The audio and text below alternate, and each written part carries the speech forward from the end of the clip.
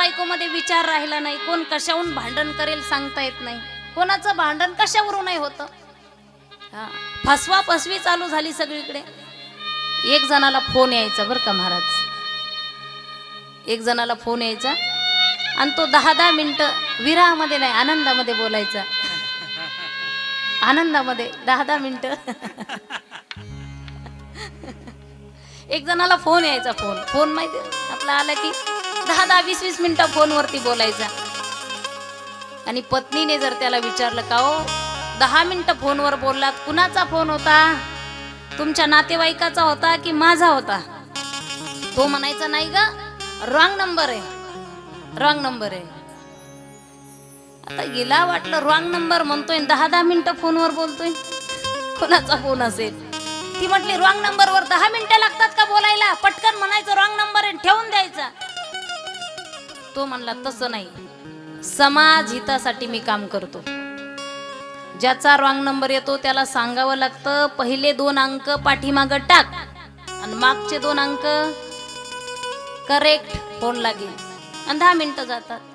आता ती एज्युकेटेड होती, हुशार होती, शिकलेली होती बायको. ती गेली बाजारामध्ये नवीन सिम कार्ड घेऊन आली. तुला म्हणजे नवीन सिम कार्ड आणलं. धडा शिकवायचा होता या पठ्ठ्याला, हुशार होती ती. किचन मध्ये गेली, किचन मध्ये, आणि किचन मध्ये गेल्याच्या नंतर पहिलं सिम कार्ड काढून टाकलं तिच्या मोबाईल मधलं आणि नवीन सिम कार्ड टाकलं. 4G ची रेंज पाहिजे बरं का, पटकन लक्षात येतं.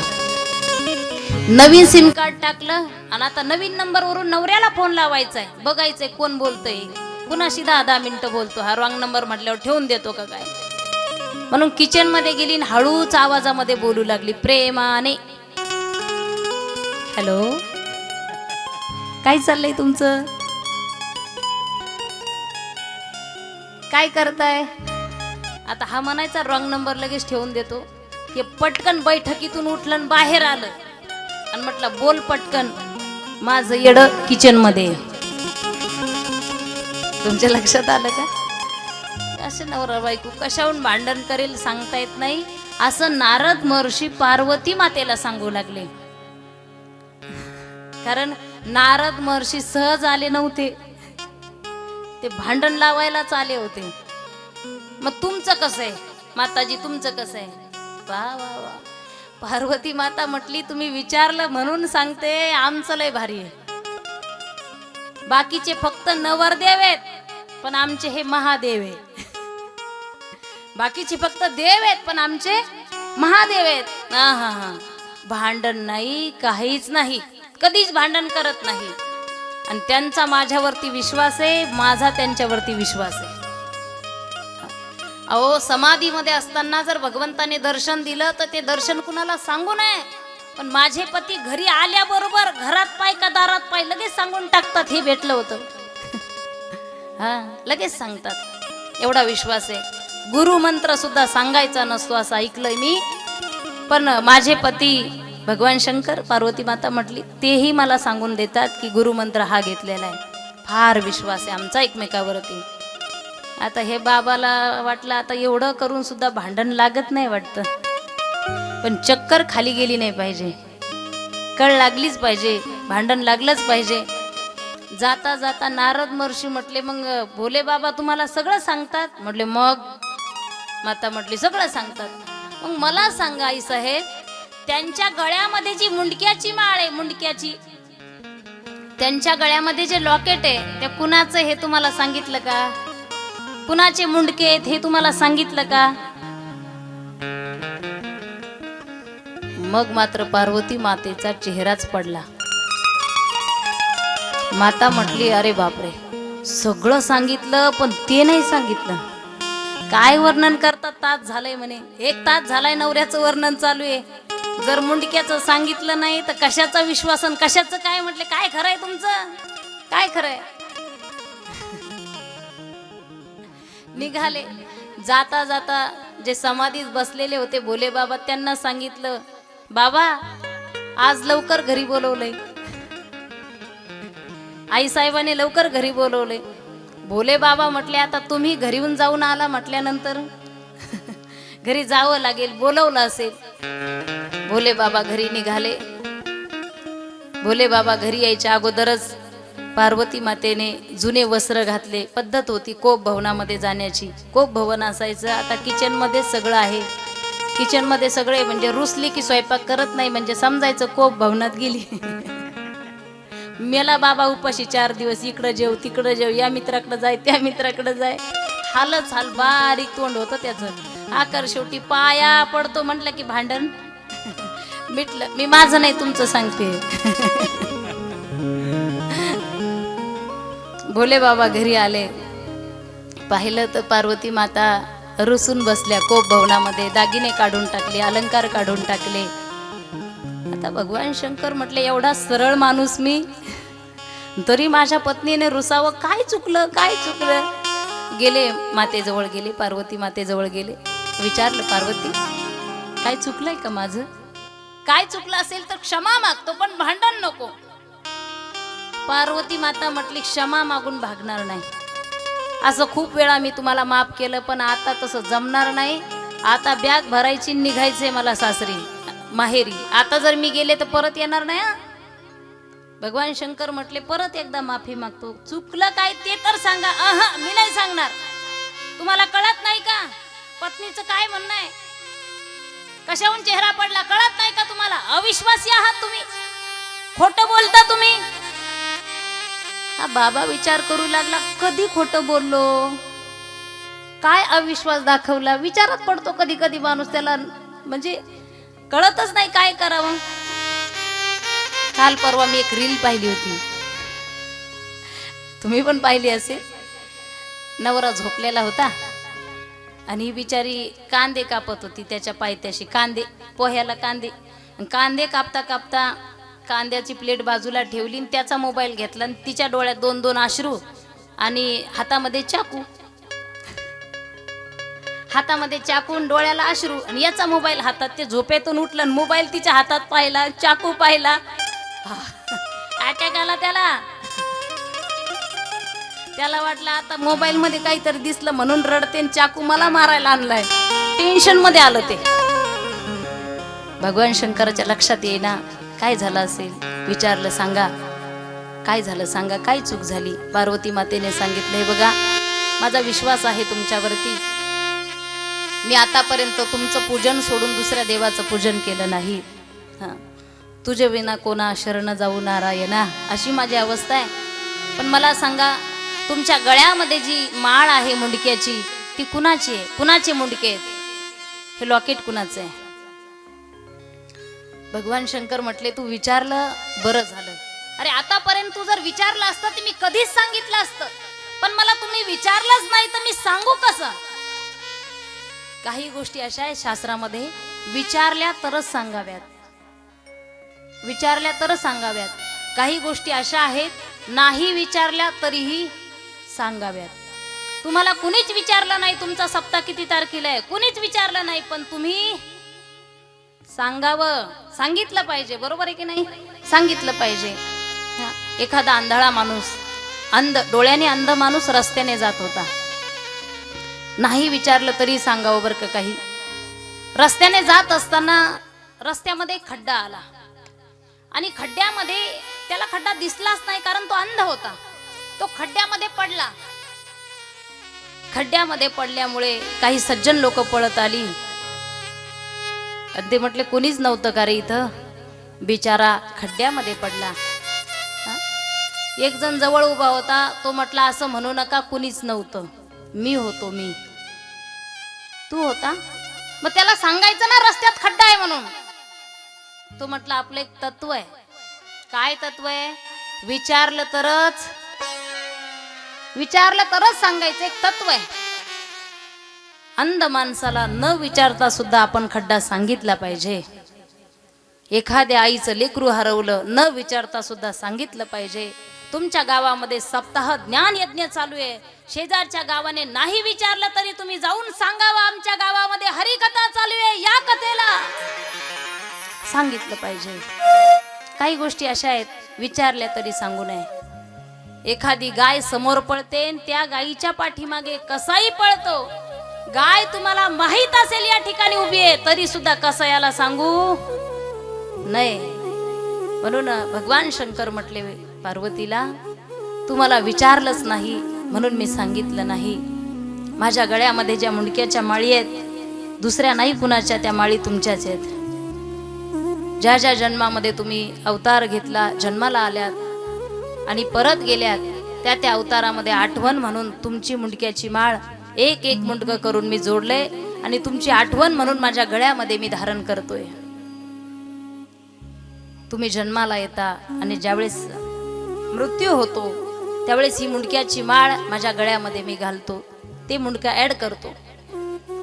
मग तर पार्वती मातेला जास्त राग आला, इतका राग आला, लाल बुंद झाल्या. पार्वती माता म्हटल्या, मला पहिलं वाटत होतं अविश्वासी आहे तुम्ही, पण आता लक्षात आलं तुम्ही कपटी पण आहात, कपटी पण आहात. हा, वरून निळे ना आतून काळे, काळ निळ ग काळ निळ. इतके कपटी आहात तुम्ही. मला जन्माला यावं लागतं, मला मरावं लागतं आणि तुम्ही जन्माला येत नाही, मरतही नाही.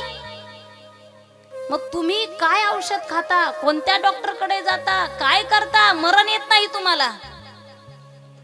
भगवान शंकर म्हटले, तुम्ही विचारलं म्हणून सांगतो, मला मरण येत नाही, कारण अमृत पेतो मी. अमृत. कोणतं अमृत? कथामृत.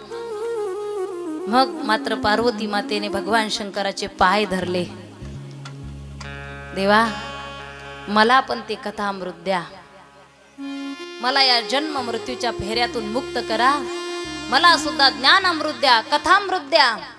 पार्वती मातेने पाय धरले आणि भगवान शंकर कथा सांगायला तयार झाले कैलास पर्वतावरती.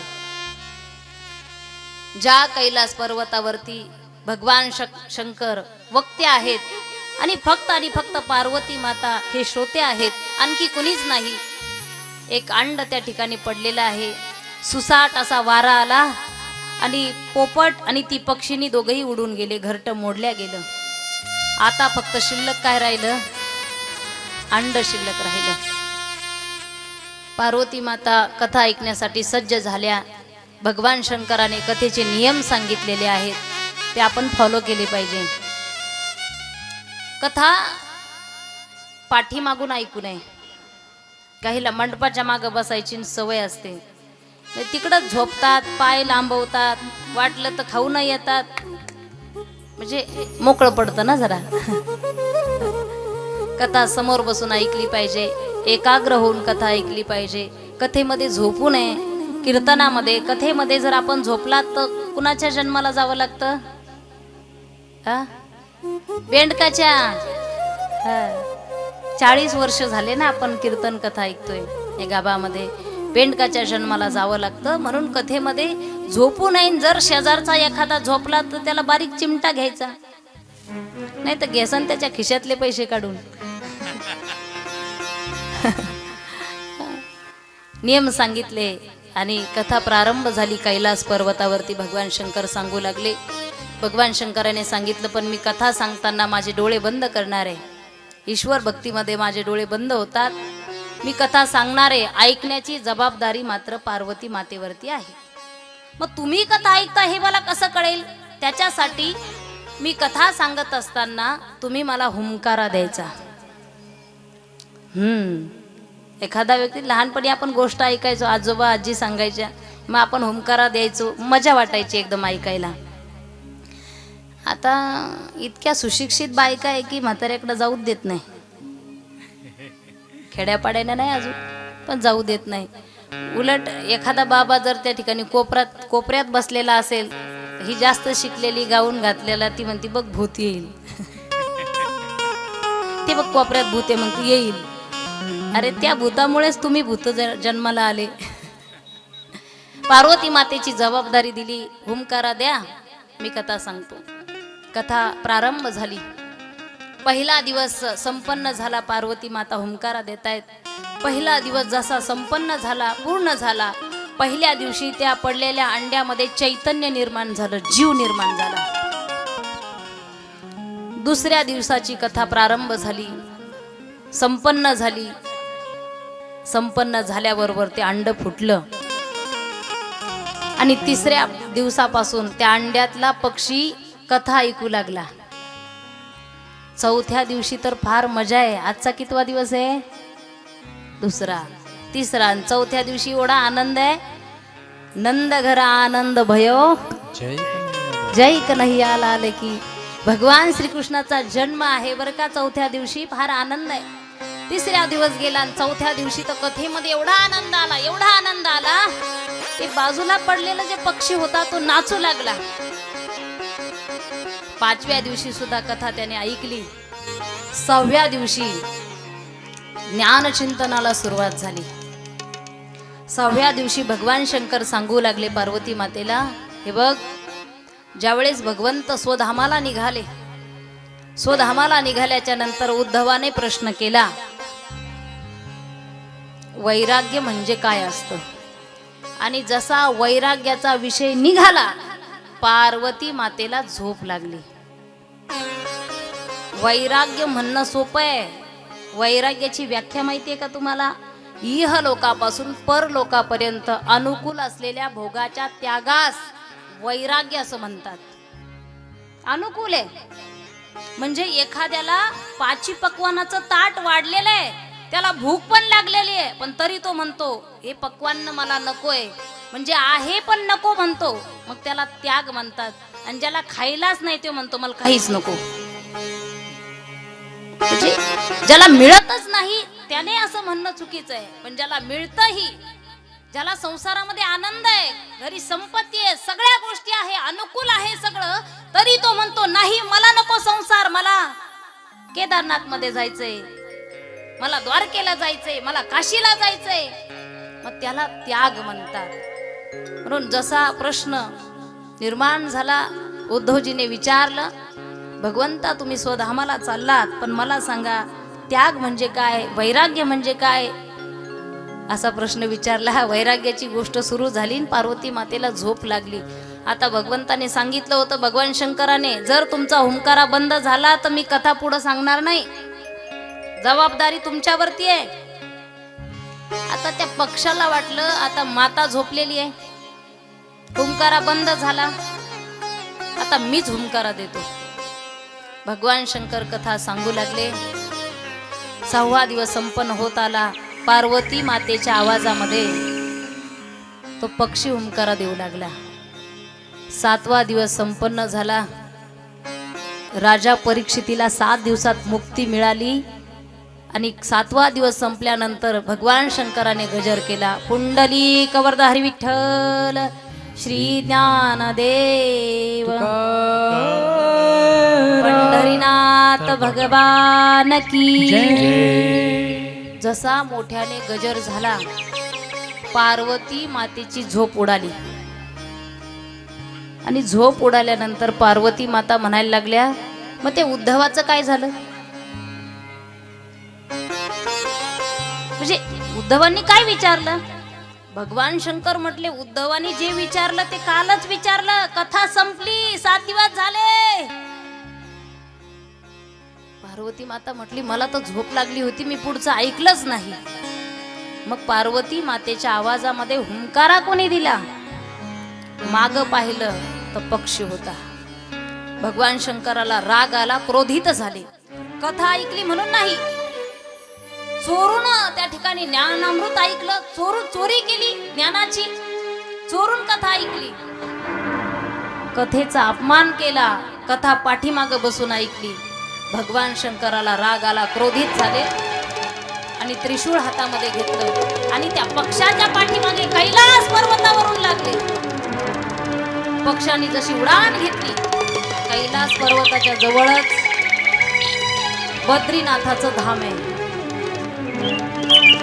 आपण जर कधी गेलात वरती, कैलास, केदारनाथ, बद्रीनाथ, गंगोत्री, यमुनोत्री गेलात का तुम्ही? त्या पक्षाने उडान घेतली आणि बद्रीनाथामध्ये विटिका राणी आणि व्यासजी बसलेले होते. भगवान श्री व्यासजी,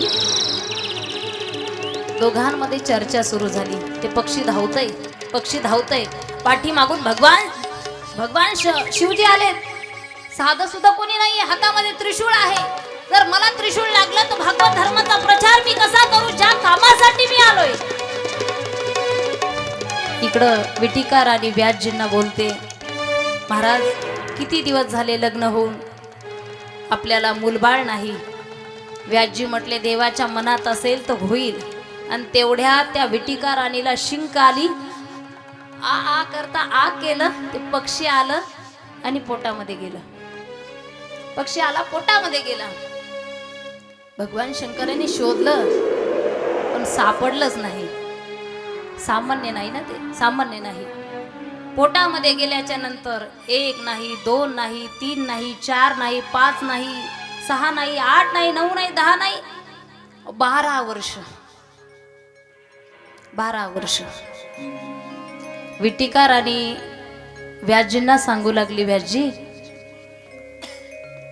पतिदेव, अहो माझ्या पोटामध्ये जे बाळ आहे ना त्याला 12 वर्ष झाले, बाहेर येत नाही, काहीतरी करा. आणि आतून मला वेद मंत्राचा आवाज येतोय, वेदाचा आवाज येतोय, काहीतरी करा. व्यासजी त्या बाळाजवळ पोटाजवळ गेले आणि बोलू लागले, अरे बाळा कोण आहेस तू? सामान्य लेकरं 9 महिन्यात जन्माला येतात. अरे असा कोण आहेस तू? 12 वर्ष झाले आईच्या पोटामध्ये आहे. अरे बाहेर ये. आतूनच बोलू लागलं ते लेकरू, बाबा मी बाहेर येणार नाही. का? कारण बाहेर मायेचा पगडा आहे, मला त्या मायेची भीती वाटते. व्यासजीने सांगितलं, नाही मी सांगतोय माया काही करणार नाही. माझ्या म्हणण्यावरून ये. काय मी काय सामान्य नाही. व्यास म्हणजे काही सामान्य नाहीये. व्यासोचिष्ट जगत रे महाभारती जे नाही. महाभारतामध्ये असा एकही ग्रंथ नाही की त्यांना व्यासांचं मुख लागलेलं नाही. एवढे अधिकारी व्यास जे आहेत, भगवान श्री व्यास जे आहेत. आणि म्हणून व्यासजी सांगू लागले, बाळा अरे बाहेर ये, माया तुला काहीच करणार नाही. ते आतून हसायला लागलं. तुम्ही म्हणताय माया काहीच करणार नाही, मी अधिकारी आहे. तुम्हाला तुमच्या मुलाचं तोंड बघण्याची इच्छा झाली, हा मायेचाच प्रभाव आहे ना, मायेचाच प्रभाव आहे ना. नाही तुम्ही नाही, तुम्ही सांगितलं म्हणजे मी बाहेर येणार नाही. अधिकारी बोलवा. भगवंत आले, भगवंताने सांगितलं अरे बाहेर ये, माया काहीच करणार नाही. आणि जसे शुकदेव बाहेर आले तसे पळायला लागले. बोला शुकदेव महाराज की. काही स्त्रिया होत्या त्या स्नान करण्यासाठी आलेल्या होत्या तलावावरती. शुकदेव महाराज तिथून गेले त्यावेळेस त्या लाजल्या नाही, लक्ष देऊ नाही का. पण व्यासजी तिथून चालले तेव्हा त्या स्त्रियांनी अंगावरती वस्त्र घेतले, लाजल्या त्या. व्यासजीने विचारलं, अहो कन्यांनो, मी तुमच्या वडिलांसारखं आहे, मला पाहून लाजताय? तुम्हाला लाजायचं होतं तर आता तो तरुण गेलाय त्याला पाहून लाजायला पाहिजे होतं ना, कारण मी तुमच्या बापासारखं आहे. त्या स्त्रियांनी सांगितलं, अधिकारी होत्या त्या सुद्धा. त्या स्त्रियांनी सांगितलं, आता जे गेले ना ते सामान्य नाही, देहीच विदेही भोगू दशा. यम प्रव्रजंत मनुपेतमपेत कृत्यं द्वैपायनो विरह कातराजुहाव पुत्रेति तन्मया तरोभिनेदुस् तम सर्वभूतम हृदयं मुनिमानतोस्मी. ते काही सामान्य नाही आहेत. शुकदेव महाराज पुढे गेले. शुकाचार्य जनक राजाच्या दरबारावरती जाऊन थांबले. दूतांना सांगितलं, जनकाला सांगा मी शुक आलोय. जनक राजाला परीक्षा घ्यायची होती, खरंच त्यागी आहेत का. म्हणजे आईच्या पोटात बसले म्हणजेच त्यागी आहे असं नाही, खरंच तेवढी क्षमता आहे का त्यांच्यामध्ये हे पाहायचं होतं. जनक राजाने द्वारपालांना सांगितलं, तिथंच उभं राहू द्या, त्यांना लक्ष द्या, तिथंच उभं राहू द्या. 1 दिवस झाला शुकदेव महाराज उभे आहेत जनक राजाच्या दरबारामध्ये. 2 दिवस झाले तिथंच उभे आहेत. 3 दिवस झाले तिथंच उभे आहेत. ते चैतन्य चेहऱ्यावरचं कमळासारखे डोळे आहेत, तेजस्कुंद चेहरा आहेत, हसत मुख आहे. माणसाचं मुख हसत असलं पाहिजे. तुम्ही किती सुंदर आहात हे महत्वाचं नाही, तुम्ही किती समाधानी आहात हे जास्त महत्वाचं आहे. मी कालच सांगितलं ना, काहींचे चेहरे एवढे पडलेले असतात की त्याला भारताचं, अमेरिकेचं, 2-3 देशाचं कर्ज फेडायचंय, एवढं टेन्शन. त्याला जर विचारलं ना, मिया तू रोता क्यों है? नहीं मैं रोता नहीं हूं, मेरी सूरत ही ऐसी है. मी रडत नाही, माझा चेहराच प्रॉब्लेम आहे. इतका काहींचा रडका चेहरा आहे. 4 दिवस झाले जनक राजा आतून दूताला पाठवलं, सांगितलं चेहरा कसा बदलला का बघ. कारण आपण 4-5 दिवस झालं उभं केलं. एखादा पाहुणा घरी आला आणि लवकर दरवाजा नाहीच उघडला तर पाहुण्याला काय येतो? राग येतो की नाही? राग येतो की नाही? आणि म्हणून जनक राजा म्हटले 5 दिवस झाले त्याला राग आला असेल, क्रोध आला असेल, क्रोधावर त्याने विजय मिळवला का नाही बघू द्यात मला. द्वारपाल आले, चेहऱ्याकडे पाहिलं, प्रसन्न चेहरा. द्वारपाल सुद्धा आनंदी झाले. काहींचे चेहरे पाहून समोरचे आनंदी झाले पाहिजे, नाही तर त्याचे चेहरे पाहून समोरचाच रडायला लागतो. गेलं काय? कोणी गेलं काय तुमचं? द्वारपाल सांगू लागले, जनकजी अहो ज्यांना 5 दिवसापासून तुम्ही उभं केलं ना, इतका पण चेहरा पडला नाही, एवढे पण नाराज नाही, एवढा क्रोध नाही, ते तसेच चैतन्याने उभे आहेत. आनंद झाला जनक राजाला. क्रोधावर सुद्धा यांनी विजय मिळवलेला आहे. येऊ द्या त्यांना आतमध्ये. परत शुकदेवाने, शुकाचार्यांनी आवाज दिला, जनकजी मी शुक आलोय. वाक्य तुमच्या डायरीमध्ये नोट करून ठेवा. मी शुक आलोय म्हटल्याबरोबर आतून आवाज आला, अहम जूते के पास रखो, अहम जूते के पास रखो. मी शुक आलोय म्हटले ना, फक्त मी तिकडच ठेवा, तुम्ही आतमध्ये या. आणि मग जनक राजाने मंत्र दिला. शुकदेव महाराज तपाला बसले, भजन चालू केलं, डोळे झाकलेले. पण इकडं बद्रीनाथ धामामध्ये व्यासजींचा आश्रम आहे, सम्यापास आश्रम त्या कुटियाला म्हटलं जातं. तिथं निराश झालेले व्यासजी आहेत. काय करावं? 17 पुराण तयार केले, विष्णू पुराण तयार केलं, पण समाधान वाटत नाही. लोकांच्या दुःखाची निवृत्ती झालेली दिसत नाही. काय केलं पाहिजे? तेवढ्यात नारद महर्षी तिथं आले. अहितापासून काढी ती माऊली ज्ञानोबराय म्हणतात. जे दुःखी आहे, कष्टी आहे, ज्यांना काही सुचत नाही, ज्यांना मार्ग कळत नाही, दिशा कळत नाही, त्या ठिकाणी माझे संत येतात आणि काय करतात? माऊली म्हणतात, अहितापासून काढी ती हित देऊनी वाढविती, नाही श्रुती परवती माऊली जगा. माझे संत अहितापासून काढीती, भागलिया मज वाहतील कडिये, त्यांच्या यांनी जोडे सर्व सुख. संत काही सामान्य नाही. अरे हरीपर्यंत जाण्याचा मार्ग जर काय असेल तर ते माझे संत आहेत. संत आहेत. हरी प्राप्तीसी उपाय धरावे संतांचे ते पाय. नारद महर्षी त्या ठिकाणी आले. व्यासजी निराश आहे. नारद महर्षी म्हटले, निराश होऊ नका. 2 संत एकत्र येतात हे भाग्याचं लक्षण आहे. हा, संत जर नसते तर मग आपण दुःखी झालो असतो. खरं सांगू मी तुम्हाला, 18 वर्ष बी झाले कीर्तनाच्या कथेच्या माध्यमातून महाराष्ट्रभर फिरते. फार उपकार वाटतात तो मला संतांचे. काय सांगू आता संतांचे उपकार, मज निरंतर जागविती. फार मोठे उपकार आहेत. मी लहान असताना आमच्या घरी सर्व कीर्तनकार यायचे. सर्व कीर्तनकार यायचे. लहानपणापासूनच म्हणजे सा लावण्याची गरज पडली नाही. हे सगळे कीर्तन ऐकून ऐकूनच प्रभाव झाला माझ्यावरती. दर्शन झालं, संत दर्शनी आला, पद्मनाभ जोडला.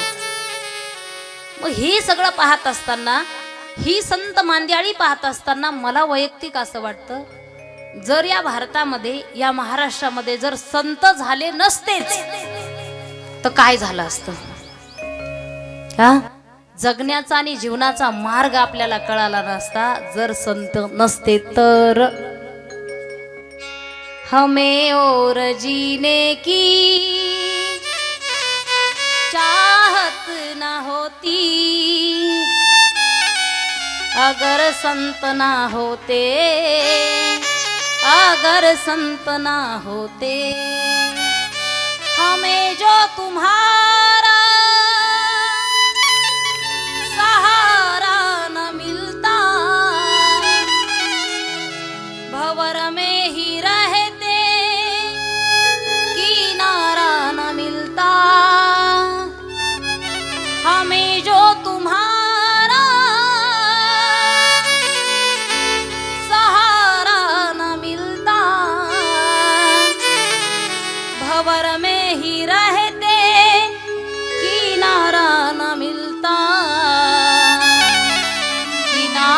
पे भी तो लहर काट देती, अगर संत ना होते, अगर तुम ना होते। तुम्हें क्या पता है कि तुम मेरे क्या हो, मेरी जिंदगी का तुम ही आसरा हो। तुम्हें क्या पता है कि तुम मेरे क्या हो, मेरी जिंदगी का तू ही आसरा हो। मैं आशा की लड़िया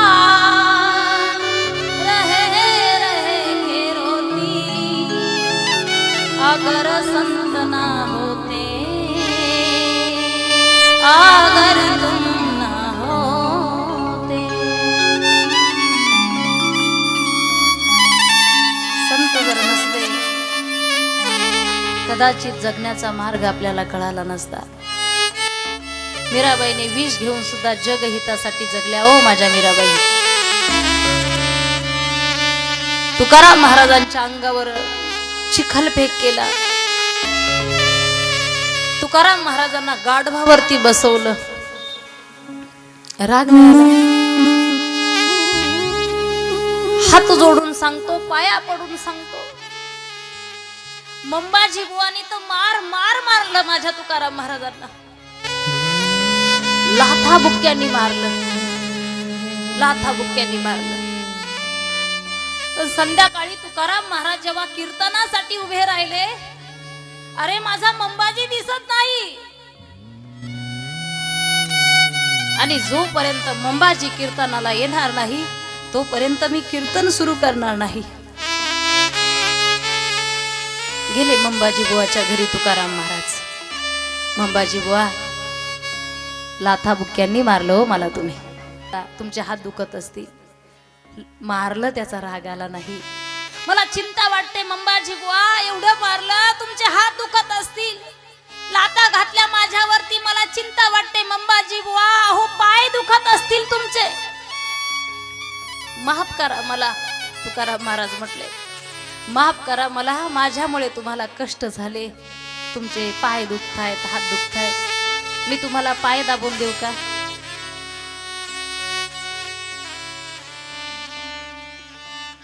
ज्ञानोबा तुकोबा म्हटलं की आमच्यासारखे कितीतरी कीर्तनकार आजही गाडीमध्ये फिरतात, पण या वारकरी संप्रदायाचं वैभव निर्माण करत असताना माझ्या संतांना किती कष्ट भोगावे लागले। आमच्यावरती लोक फक्त टीकाच करतात, माझ्या संतांना मारायला सुद्धा लोक पाठीमागे सरले नाही। मंबाजी बुवा, तुमचे हात दुखत असतील तर हात दाबून देतो, मंबाजी बुवा तुमचे पाय दुखत असतील तर तुमचे पाय दाबून देतो, तेल लावून देतो, हात जोडतो, चला ओ कीर्तनाला, चला कीर्तनाला। ज्या मंबाजी बुवाने मार मार मारलं होतं, हंबरडा फोडला,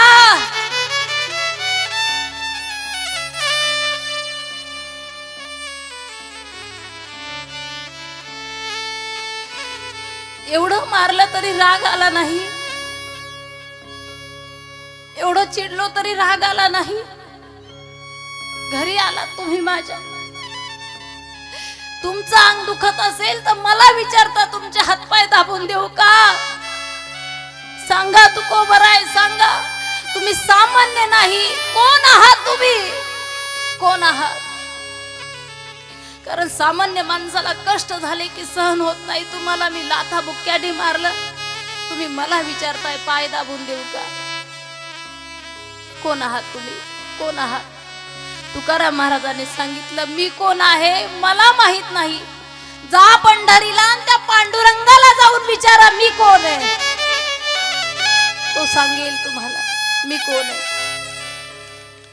अनु रेणू या थोकडा, तुका आकाश एवढा,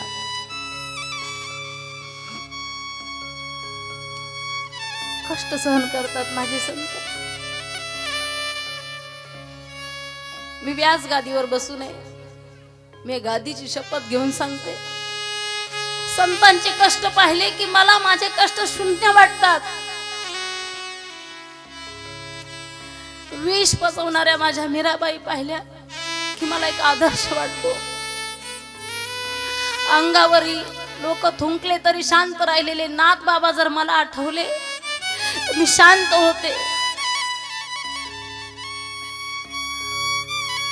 वाळीत टाकलेले ज्ञानोबराय जर मला आठवले तर मला वाटत नाही की आम्हाला सुद्धा त्या पद्धतीने लोक करतात. मला माझं दुःख शून्य वाटतंय. फार भोगले माझ्या संतांनी, फार भोगले. आणि म्हणूनच मला वाटतंय जर संत नसते तर काय झालं असतं आपलं, काय झालं असतं. माय बापाने देहांत प्रायश्चित्त केलं. मुक्ताबाई विचारू लागली, दादा, अरे दादा सांगणारे, आई कुठं गेली, बाबा कुठं गेले, सांगणारे दादा. निवृत्ती दादा, अरे तू मोठा आहेस. ज्ञान दादा, तू अरे ज्ञानी आहेस, तू सांगणारे दादा. माई कुठं गेली. आई घरामध्ये दिसत नाही. रडायला लागली मुक्ताबाई. ज्ञान दादा, 4 दिवस झाले घरामध्ये अन्न पाणी शिजलेलं नाही, सांगणारे दादा. कोणी काहीच बोलत नाही. ज्ञानोबारांनी झोळी उचलली. किती दिवस उपाशी राहणार, माझी मुक्ताई फार लहान आहे, 10 वर्षाचं लेकरू आहे. झोळी उचलली आणि ज्ञानोबराय आळंदीमध्ये भिक्षा मागण्यासाठी गेले. भिक्षाम देही म्हटलं. बाईच्या हातामध्ये पोचारा होता, फेकून मारला. निघा पुढं, भेटणार नाही, नाही भेटणार. राग आला नाही. काही टवाळखोरांनी अंगावरती चिखल फेकला, राग आला नाही. कुटिया लावून बसले माझे ज्ञानोबराय. आणि मग 10 वर्षाची मुक्ताबाई विनंती करू लागली, उपदेश करू लागली. मजवरी दया करा, ताटी उघडा ज्ञानेश्वरा. आपण सामान्य नाही, आपण योगी आहात, आपण जपी आहात, आपण तपी आहात.